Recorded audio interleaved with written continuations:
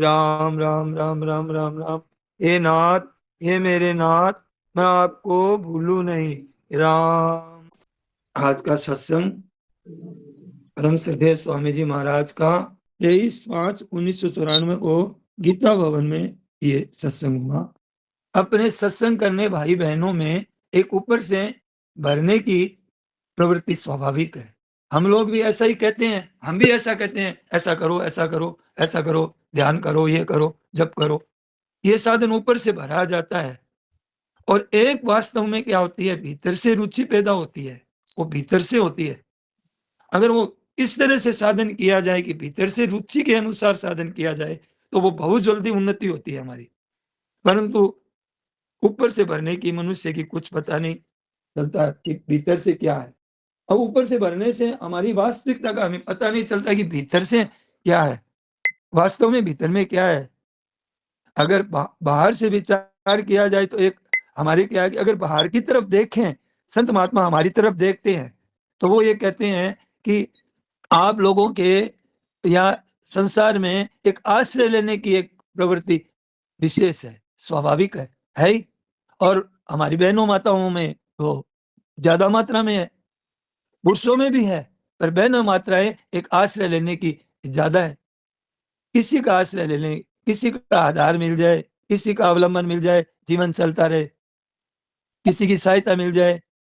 अच्छा, हमारे मन में यही भी रहती है कि हमें कोई बात बताने वाला मिल जाए, तो हमारे कोई सहारा देने वाला मिल जाए।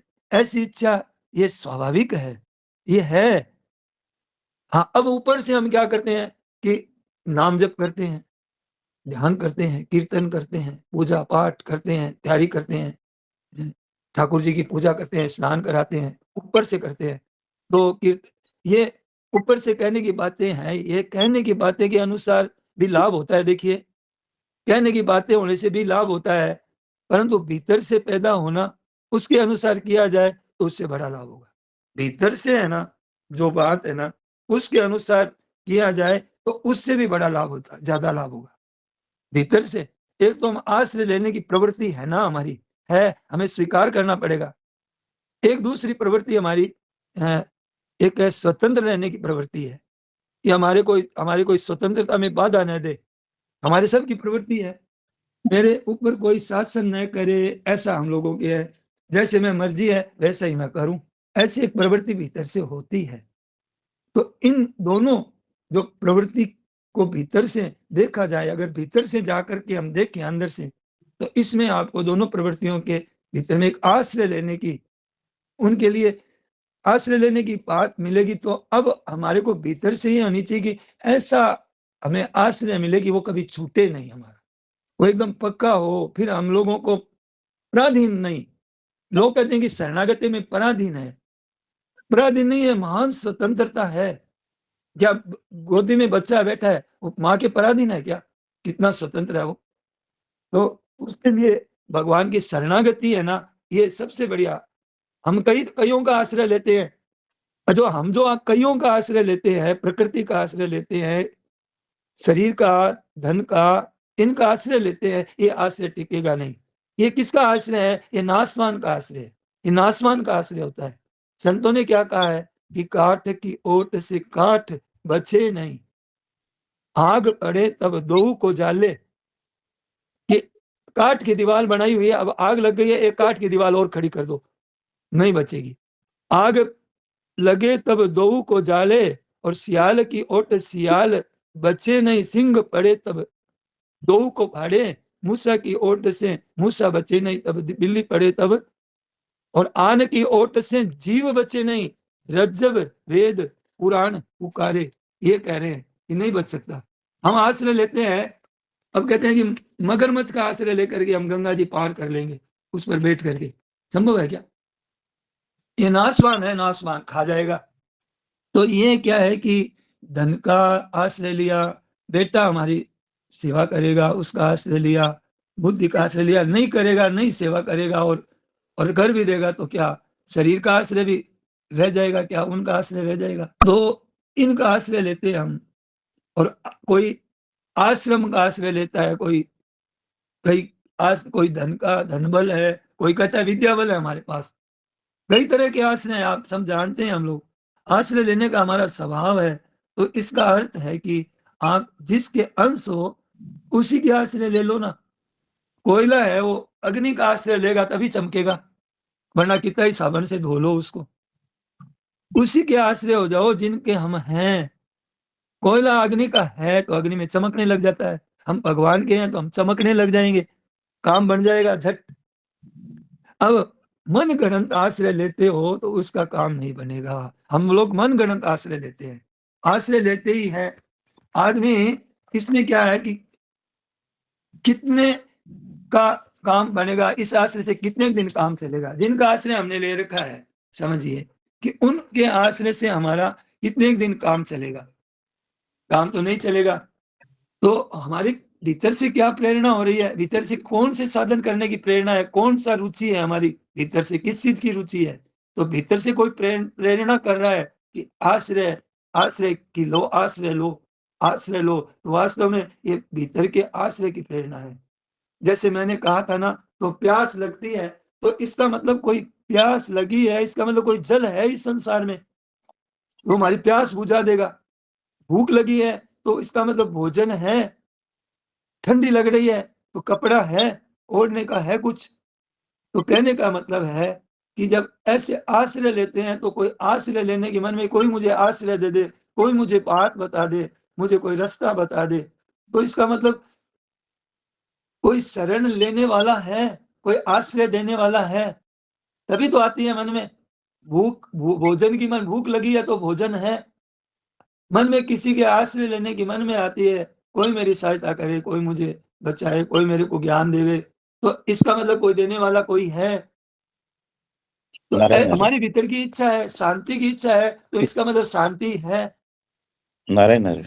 हाँ जी। एक यहाँ पर जो आन की ओट से जीव, हाँ, तो आन का मतलब दूसरा यानी संसार, यही तो नहीं, है। और आन की जीव, ओट से जीव मतलब भी खुद इस संसार को लेकर के जीव जीव बन गया, तो वो भी संसारी हो गए। तो हाँ, संसार की ओट से संसार, जीव हाँ, संसार और दूसरा संसार, यही तो हो गया ना कि संसार की ओट से संसारी बन करके बचोगे नहीं। नहीं बचेंगे, बात सही है। आन मतलब मौत, मौत है ना, मौत की आन की, और दूसरे का आश्रय लेंगे ना, आन मतलब पराया। हाँ, तो आपने ठीक कहा। आन का मतलब संसार की, दूसरे की। हाँ, दूसरा, और दूसरा मतलब जीव का अंतरंगा, मतलब खुद ही भगवान को छोड़ संसार के। को पकड़ के जीव संसारी बन गया जीव। तो हाँ, हाँ, संसारी बन करके संसार की ओट से संसार कैसे बचेगा, यही तो है ना। यही हुआ। नारायण नारायण नारायण नारायण। आन मतलब संसार और जीव मतलब परमात्मा के संबंध वाला, तो संबंध वाला परमात्मा के संबंध वाला संसार का कैसे चलेगा ऐसे? नारायण नारायण। देखिए, हम तो है अविनाशी और ये संसार है नाशवान।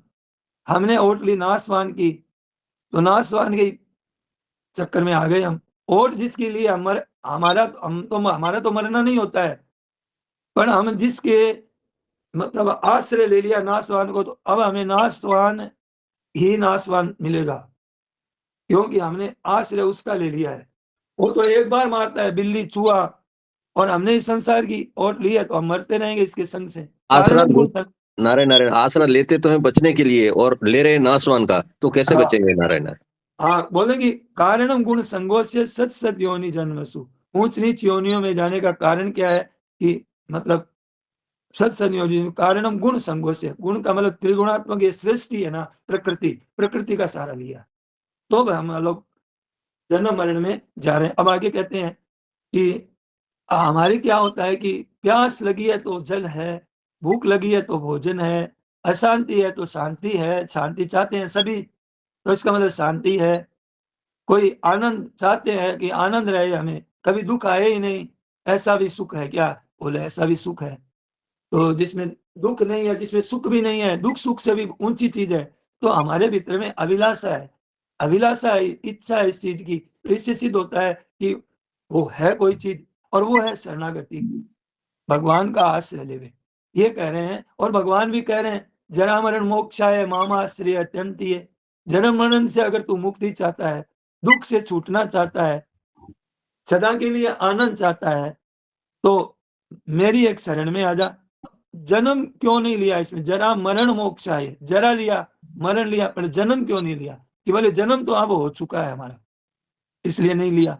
जरा मरण मोक्षाय, तो अब अब क्या है कि अब आगे क्या चीज का आने वाला दुख है, अब वृद्धावस्था का दुख आने वाला है और बीमारियों का दुख आने वाला है। बूढ़ा हो जाता है तो बीमारी आएगी, और क्या आएगी, बीमारी आएगी और दुख आएगा, व्याधि आएगी, प्रतिकूल परिस्थिति आएगी, कोई कहना मानने वाला नहीं मिलेगा, कोई ठीक से प्रेम से बात करने वाला नहीं मिलेगा, और फिर और भयंकर दुख आने वाला है, मरने का दुख आने वाला है। तो आया है कि तो हेयम दुखम अनागतम, हेयम दुखम अनागतम का तात्पर्य क्या हुआ कि पतंजलि योग सूत्र का है ये। इसका अर्थ है कि जो दुख अभी आया नहीं है, भविष्य में आने वाला है, वही त्याग के योग्य है। आने वाले दुख से बचा जा सकता है, लेकिन अभी जो वर्तमान में जो हमारा दुख है, बीमारी है, वो तो हमें भोगना ही पड़ेगा। वर्तमान में उसका तो बदलना मुश्किल है ना भाई। आने वाला दुख से बचा जा सकता है। अरे अच्छा, हमने पीछे वाला दुख तो भोग लिया, कई तरह के दुख भोगे, और अभी वाला जो दुख चल रहा है वो तो भोग करके मिटा लेंगे, सहन कर लेंगे। लेकिन ये कौन से दुख से बचा जा सकता है कि जो अभी आया नहीं है? जन्म मरण का दुख है, नरक का दुख है, स्वर्ग का दुख है, वो दुख ही है, सभी दुख ही है वो। उससे कोई बचा जा सकता है कि बचा जा सकता है? उसका त्याग करना है। जो आया नहीं है, जो आया नहीं है, मनुष्य का विचार कम करता है। हम लोग कम विचार करते हैं, हम वर्तमान में ही मतलब उसको ही दूर करना चाहते हैं, वर्तमान के दुख को दूर करना चाहते हैं। अरे वर्तमान का दुख तो आ ही जाएगा, कितना ही उपाय करो। हेयम दुखम अनागतम, दुख वर्तमान का नहीं है कि आने वाला दुख ना आवे। इस तरफ विचार करना मनुष्य का खास कर्तव्य है। ये कि बोले क्या कर्तव्य है? कि ये कर्तव्य है कि जो आने वाला दुख है वो आए नहीं। आने वाला दुख न आवे तो आप परमात्मा की तरफ चलोगे चलोगे चलोगे। अब अगर इधर आपका विचार हो जाएगा तो आपको परमात्मा की तरफ चलना ही है। दुख आए हैं उसको मिटाना है। मिटाते मिटाते दुख तो भोग लेंगे कि ये दुख आ जाए, वर्तमान का दुख तो मिटाते मिटाते भोग लेंगे, आपसे आप चला जाएगा। अब कहते हैं कि उसका उपाय होगा ही नहीं। अब कहते हैं प्रश्न है कि दुख क्या है? दुख क्या है? हेय क्या है? और होयो क्या है? हानि क्या है? हेयो माना हानि, हयो उपाय क्या है?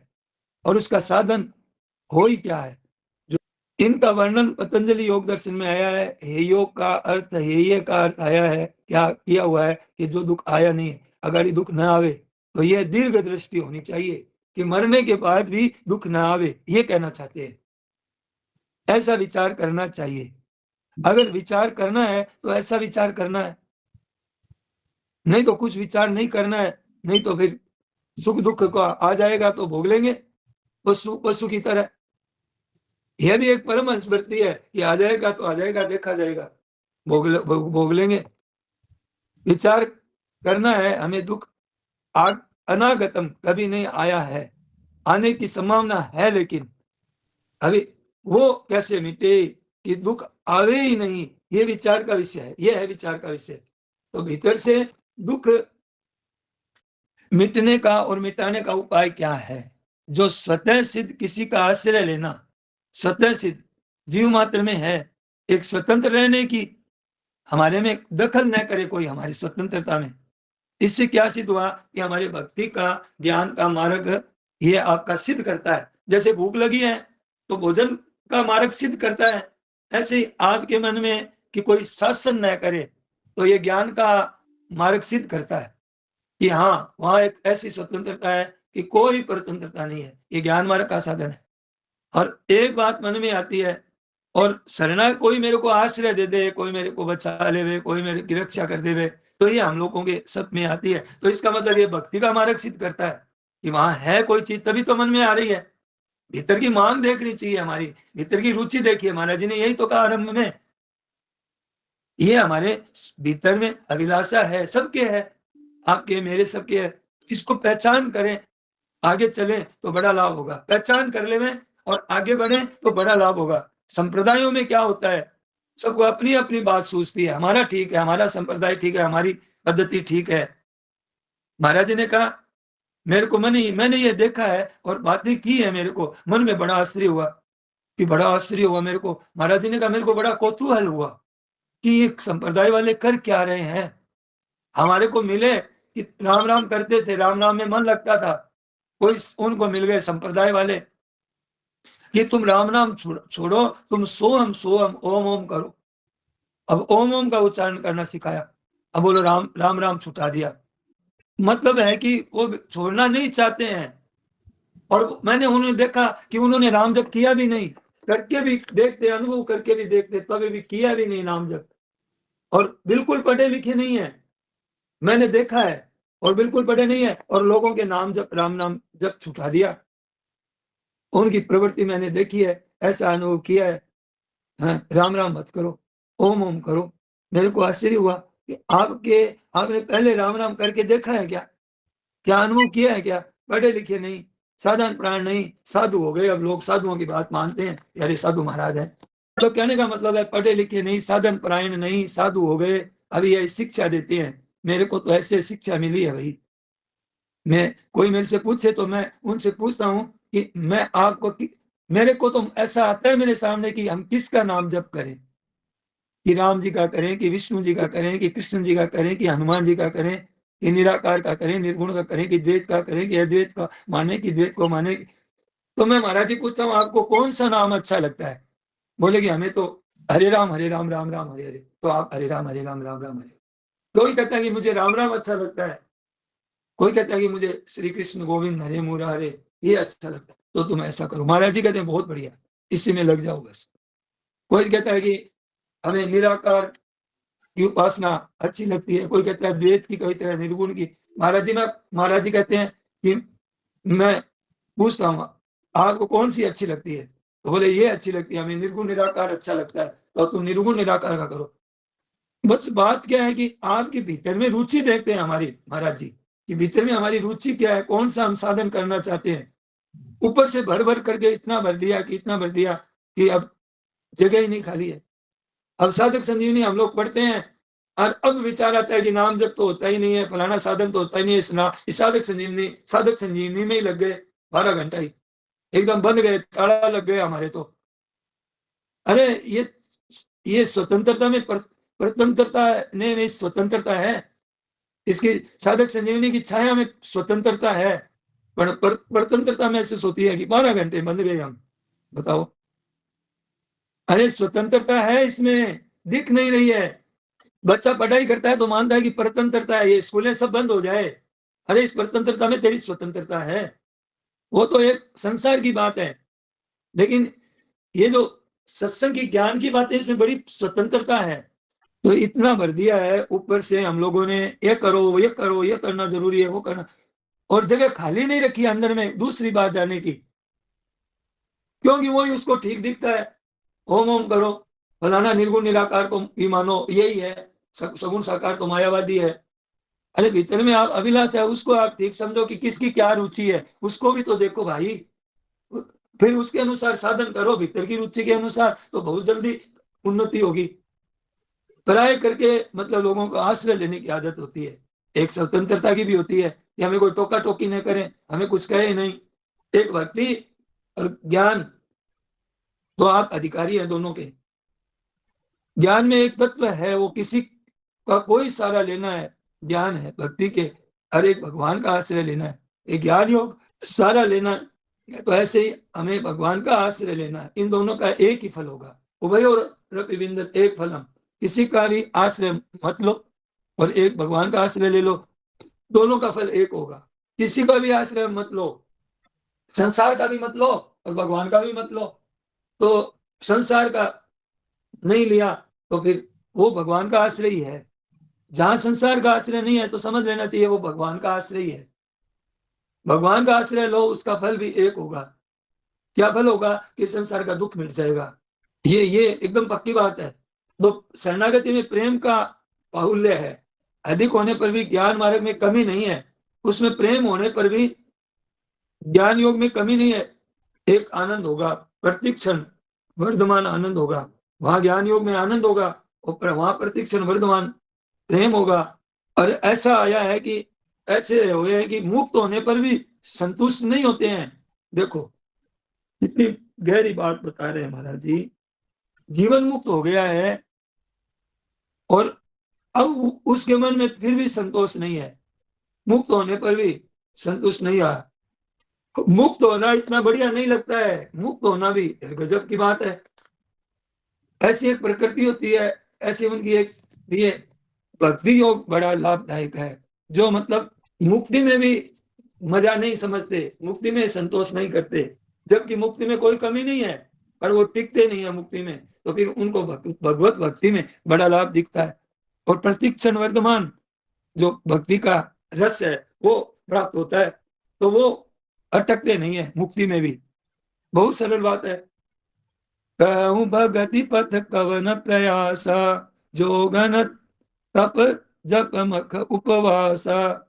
न जोग है, न जप है, न उपवास है, क्या है? सरल स्वभाव न मन कुटिलाई, जथा लाभ संतोष सुहाई। कहूं भगति पथ, बिना प्रयास का ऐसा ज्ञान भी बिना प्रयास का है चीज है ना, उसका है को मानने में क्या बाधा लगी बताओ? आपके है को है मानने में क्या बाधा लगी?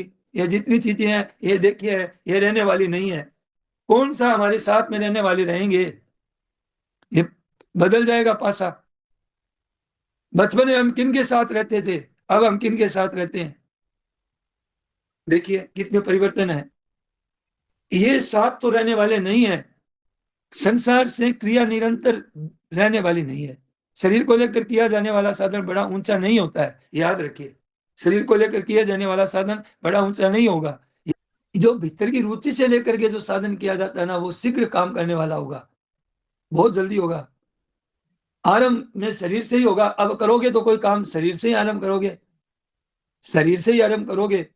और शरीर का आखिरी नहीं है ये शरीर, आखिरी तो आप स्वयं है, खुद स्वरूप में स्थित होकर निर्विकार रूप से रहना। ये है बहुत बड़ी चीज, ये स्वरूप में स्थित होकर निर्विकार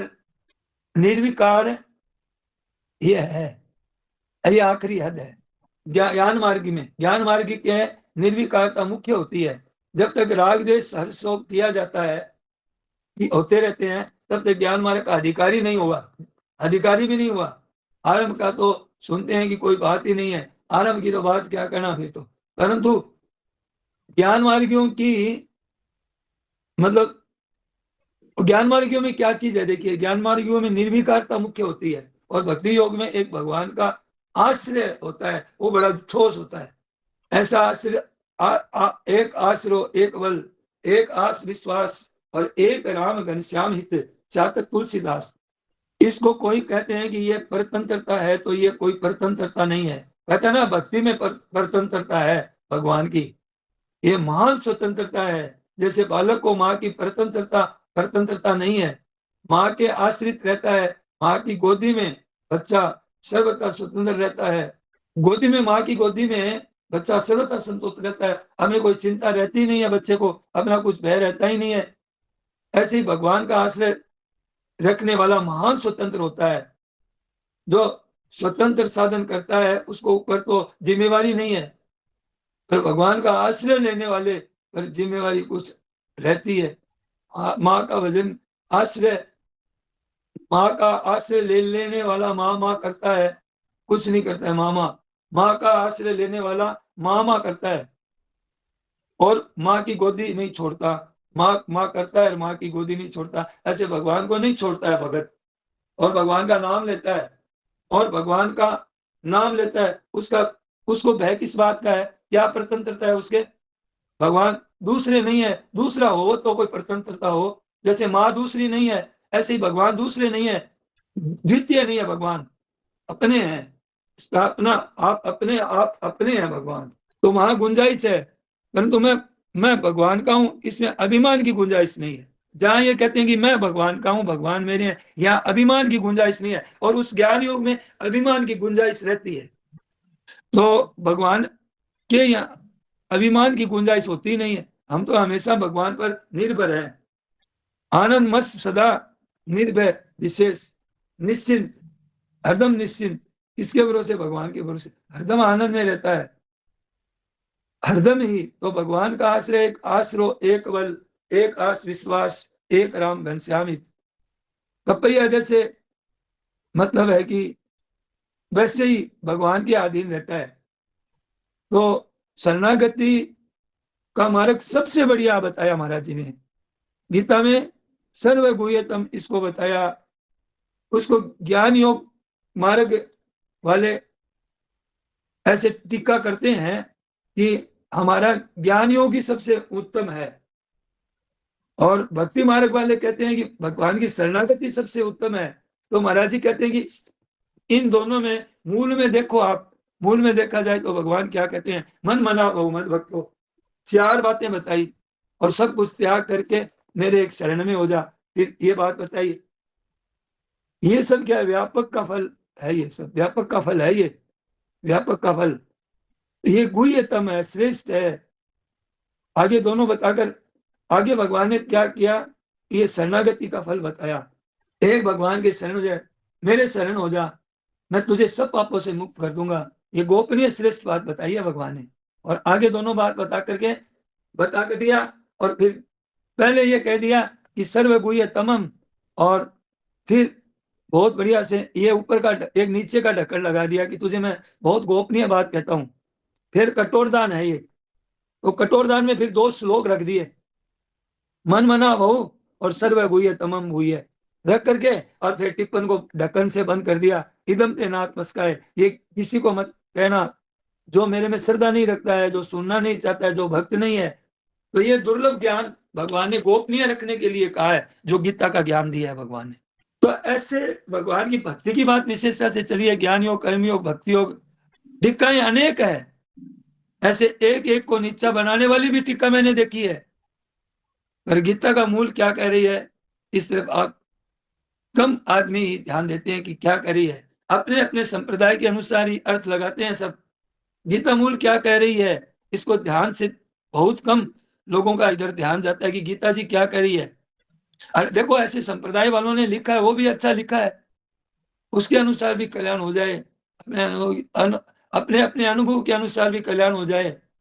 देखते हैं अपने अपने अनुभव के अनुसार, हरेक के नहीं, जो आचार्य हुए हैं वे किसी विषय में आचार्य नहीं हुए, चाहे तो देखिए जो आचार्य हुए हैं वो अपने किसी विषय में आचार्य हुए हैं, कोई ज्ञान योग, कोई कर्म योग, वो भक्ति योग, और वो ऐसा कह देते हैं कि ज्ञान योग से ऊपर कोई योग नहीं है, कर्म योग से ऊपर कोई कर्म योग नहीं है। महाराज जी कहते हैं वैसा अर्थ, वे कहते हैं वैसी बात नहीं है, मतलब पर उनका जो वैसा ही उन्होंने अनुष्ठान किया है, वैसा ही उन्होंने पढ़ाई की है, तो वो अपनी बात बताते हैं तो अपने स्तर से ठीक बताते हैं। अरे अपने अनुभव से लिखा है, तो महाराज जी कहते हैं उनकी बातों से भी अगर ठीक से पालन करें तो उनकी बातों से भी कल्याण हो जाएगा।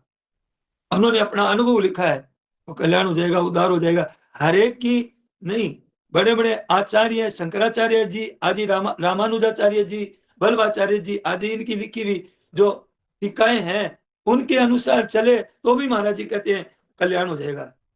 वे बात लिखते हैं, ठीक लिखते हैं।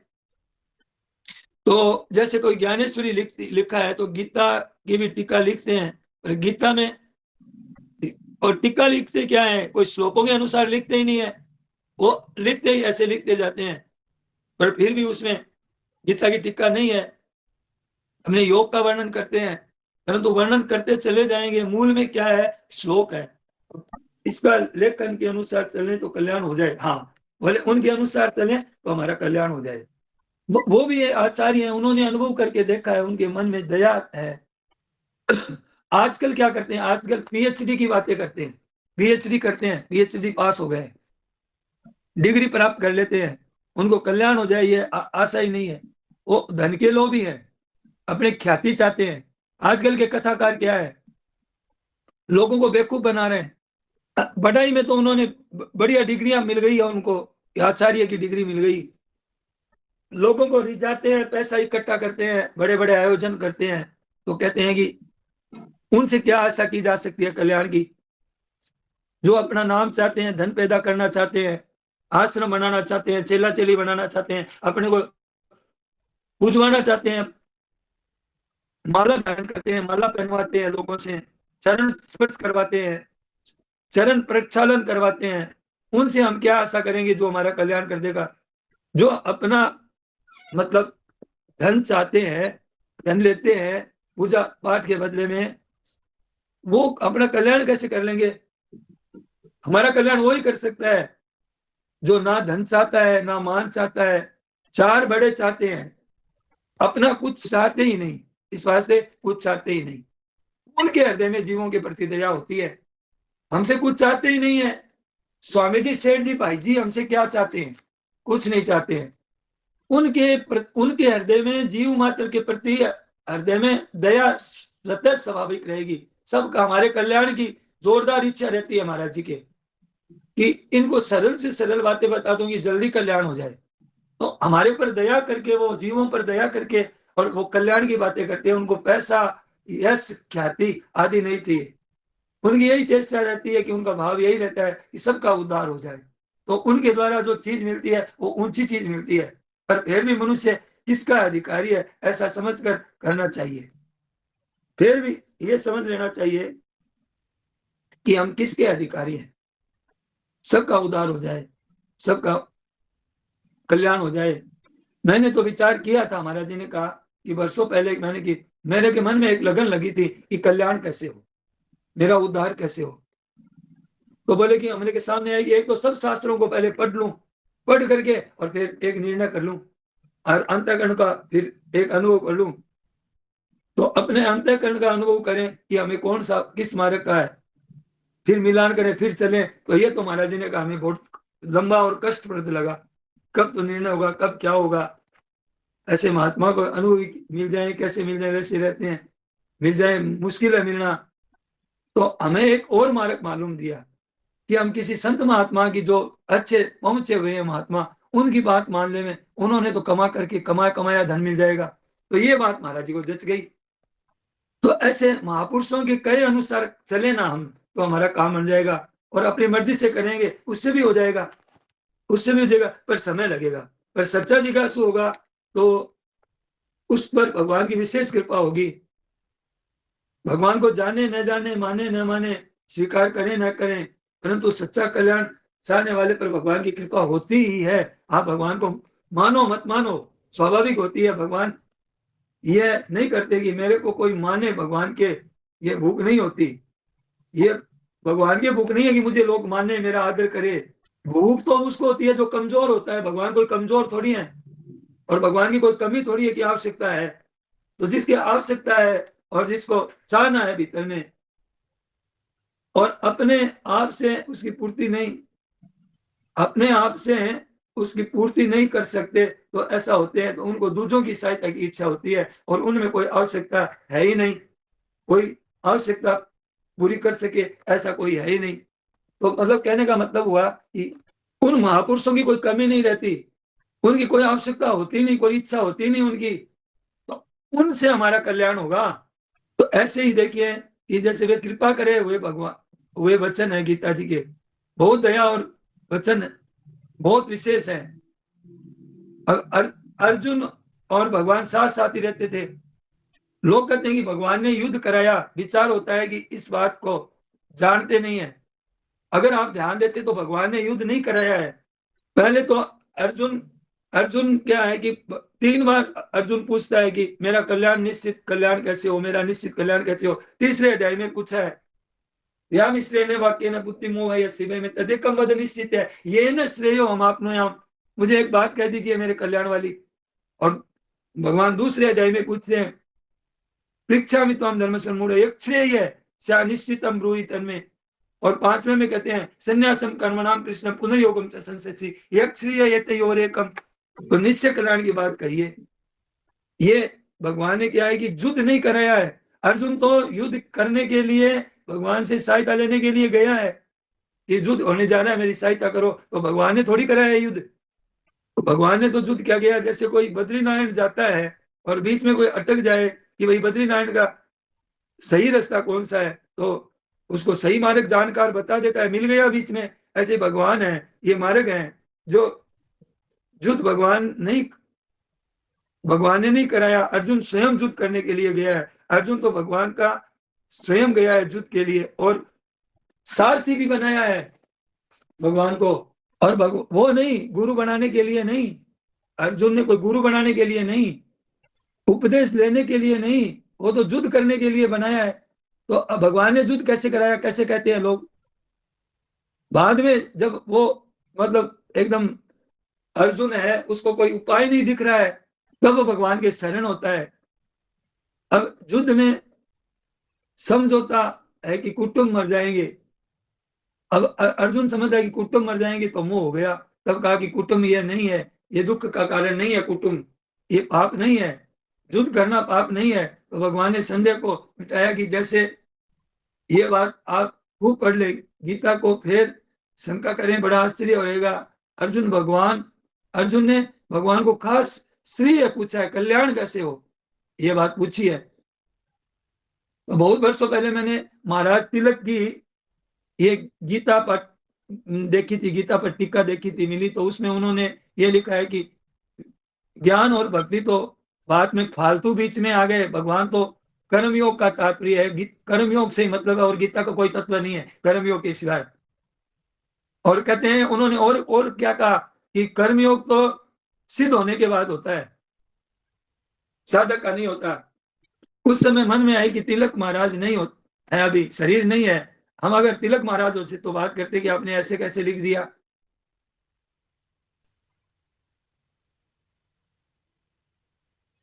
तो मैं कोई ज्यादा पढ़ा लिखा नहीं हूं, कोई विशेष मैं गीता का जानकार हूं ऐसा मैं नहीं मानता हूं अपने को, पर गीता पर लिखा है तो हमारे बात करने की मन में आई।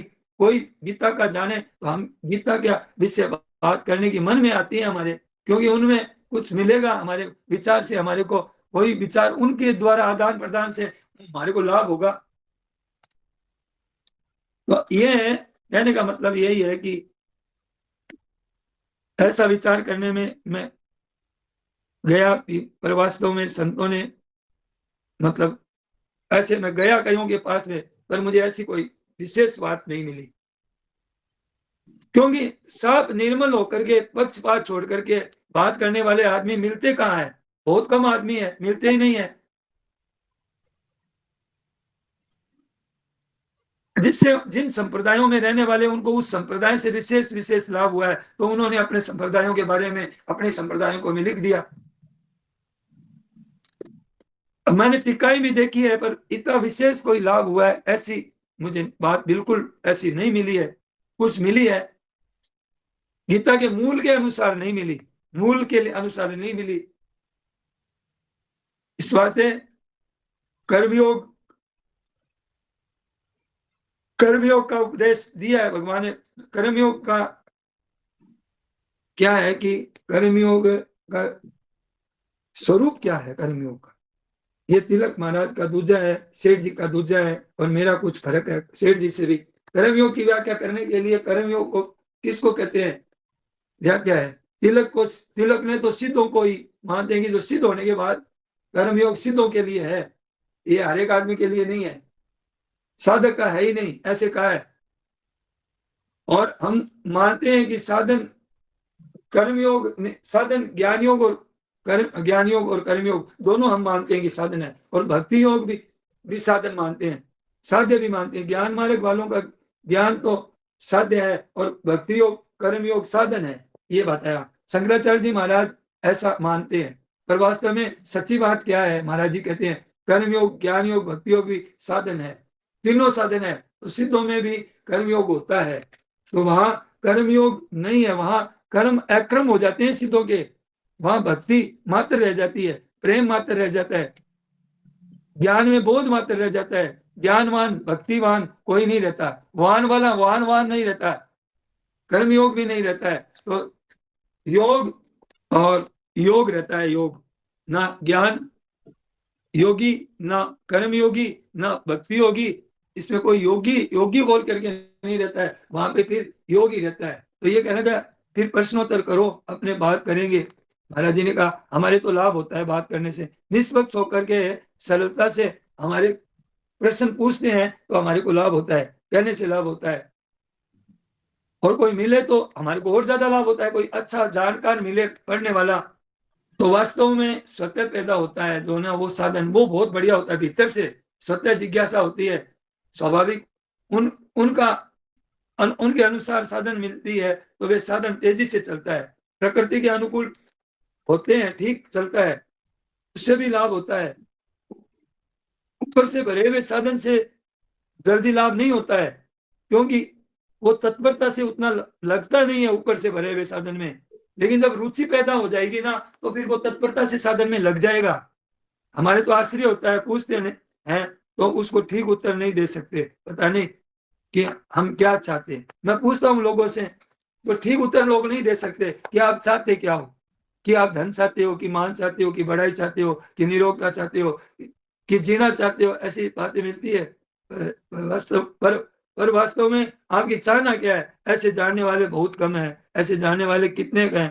मुक्ति आनंद वैष्णव उन्नति होती है, पर खुद भी चाहना का खुद को पता ही नहीं है कि मेरी क्या चाहना होती। ज्यादातर ऐसे ही आदमी मिलते हैं हर समय, और समय बर्बाद होता है हमारा। मेरा आपसे हाथ जोड़कर कहना है महाराज जी, उठते उठते कह रहे हैं कि मेरा आपसे हाथ जोड़कर कहना है कि आप ऐसे ही आप मत रहो, ऐसे आपका हाथ जोड़कर कहना है कि ऐसे आप मत रहो। एक आपको एक उद्देश्य एक आपका होना चाहिए, एक हमारा लक्ष्य क्या है हमारे जीवन में, कि क्या चीज प्राप्त करना है, कि हमें एक तत्व ही प्राप्त करना है, एक लक्ष्य हो जाए आपका। ऐसे लक्ष्य बनाओ। क्यों बनाओ कि हम भूल गए हैं, लक्ष्य को का पता ही नहीं है। ऐसा लक्ष्य बनाओ, बहुत जरूरी है, क्योंकि बनाओ कि हम भूल गए लक्ष्य से पहले भगवान ने बनाया हुआ है कल्याण करने के लिए। तो भगवान ने पहले ही मतलब हमारा उद्देश्य ही जना के बजाय मनुष्य शरीर का उद्देश्य ही परमात्मा प्राप्ति है। पहले से ही हमारा उद्देश्य है, उसकी तरफ ध्यान देना है, ख्याल करना है, एक पक्का होना है उस पर, या इसी इधर में ही लगना है। तो पीछे परंतु बनाया हुआ कल्याण करने के लिए है, उद्देश्य पहले मिला है, शरीर पीछे, परंतु ऐसे नहीं है। पहचान है तो उद्देश्य बना लो। मनुष्य शरीर पहले उद्देश्य भगवान ने दे के भेजा है, फिर मनुष्य शरीर मिला है। तो ऐसे आज का सत्संग ये है भाई, ये हाथ जोड़कर कहना है कि आप एक ऐसा एक उद्देश्य की एक हमारा लक्ष्य है कि ऐसे हमें तत्व की प्राप्ति करनी है। नारायण नारायण नारायण। हे नाथ, हे मेरे नाथ, मैं आपको भूलूं नहीं।